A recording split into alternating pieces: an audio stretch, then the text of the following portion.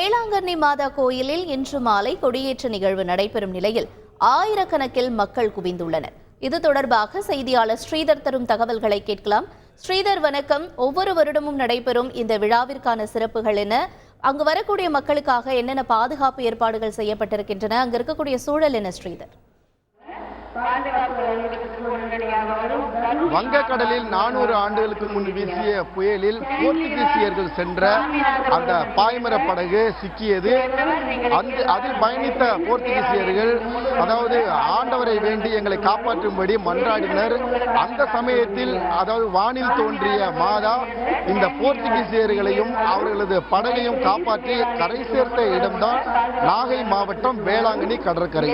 இந்த மாதா காட்சி கொடுத்தனாலதான் இந்த வேளாங்கண்ணியில் ஆண்டு திருவிழாவாக பக்தர்கள் கொண்டாடி வருகின்றனர்.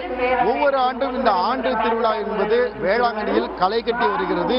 இந்த வருடத்திற்கான ஆண்டு திருவிழா இன்று மாலை கொடியேற்றத்துடன் கோலாகலமாக துவங்குகிறது. இந்த உலக புகழ்பெற்ற வேளாங்கண்ணி மாதா பேராலயம் தற்போது இந்த பாசிலிக்கா அந்தஸ்து பெற்றிருப்பதால் இந்த பகுதியில் அதாவது லட்சக்கணக்கான மக்கள் வந்து வேளாங்கண்ணிக்கு தற்போது வருகை புரிந்திருக்கிறார்கள். குறிப்பாக அதாவது அயல்நாடுகளிலிருந்தும் லண்டன், பாரிஸ், கனடா உள்ளிட்ட அயல்நாடுகளிலிருந்தும் அதே போல தமிழகம், கர்நாடகா, ஆந்திரம், புதுச்சேரி உள்ளிட்ட பல்வேறு மாநிலங்களில் இருந்தும் அதே போல சென்னை, கடலூர், தூத்துக்குடி, கன்னியாகுமரி, திருச்சி, தஞ்சை உள்ளிட்ட பல மாவட்டங்களில் இருந்தும் 10 லட்சத்திற்கும் மேற்பட்ட பக்தர்கள் இந்த பகுதிக்கு அதாவது பாத யாத்திரையாக வந்து வேளாங்கண்ணியில் வந்து குவிந்திருக்கிறார்கள். குறிப்பாக இந்த பக்தர்கள் நிறைய வேண்டுதல்களை வந்து இந்த மாதாவிடம் மன்றாடி வைத்திருக்கிறார்கள். அந்த வேண்டுதல் நிறைவேறி இருக்கிறது.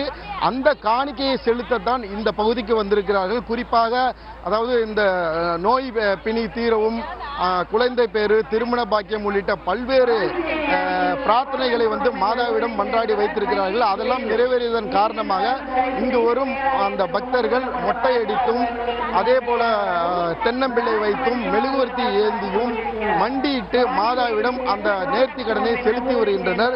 இந்த பகுதியில் அதாவது குறிப்பாக இந்த நாகை மாவட்டம் வேளாங்கண்ணியில் பல லட்சம் பக்தர்கள் வந்து குவிந்திருக்கிறதால் வேளாங்கண்ணி பேராலயம் சார்பிலும் அதே போல மாவட்ட நிர்வாகம் சார்பிலும் பக்தர்களுக்கு தேவையான தங்கும் விடுதிகள், கூடாரங்கள் மற்றும் உணவுகள், குடித நீர் உள்ளிட்ட மருத்துவ சேவைகளை இந்த இரு நிர்வாகமும் இணைந்து செய்து வருகிறது.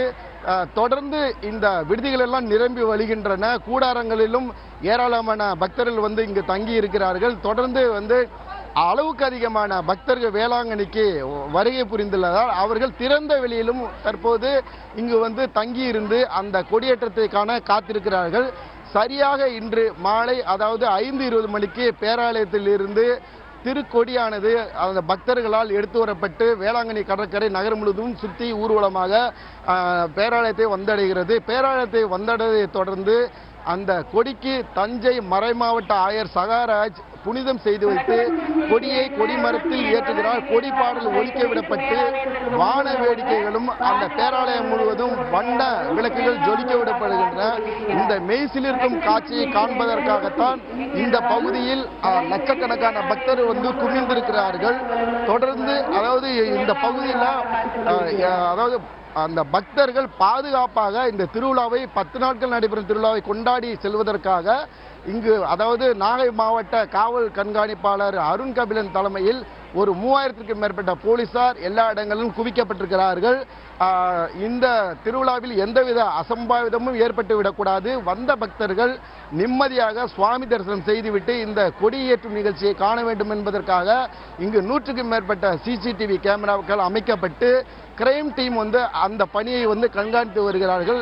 நாகை மாவட்ட ஆட்சியர் ஆகாஷ் இந்த பகுதிக்கு என்னென்ன தேவையோ அந்த அனைத்து ஏற்பாடுகளையும் அரசு அதிகாரிகளை கொண்டு முடுக்கிவிட்டிருக்கிறார். தொடர்ந்து இந்த பகுதியில் கட்டுக்கடக்காத கூட்டத்தில் இந்த வேளாங்கண்ணி நகர் முழுவதும் விழாக்கோலம் பூண்டிருப்பதை நம்மால் பார்க்க முடிகிறது. நேரடி கள விவரங்களுக்கு நன்றி ஸ்ரீதர்.